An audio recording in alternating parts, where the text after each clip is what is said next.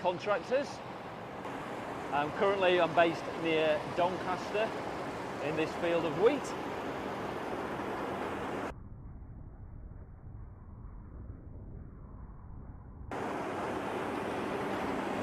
It's got a 45-foot John Deere draper header on, and this is the X9 1100, and it's supplied by Ripon Farm Services.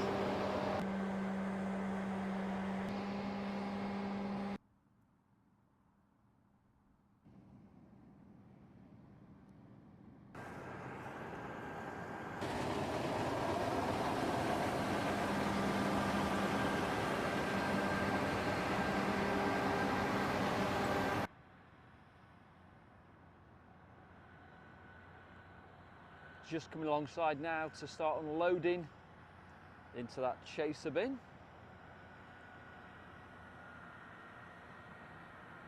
Out it comes. It doesn't take long for the X9 to unload that full tank.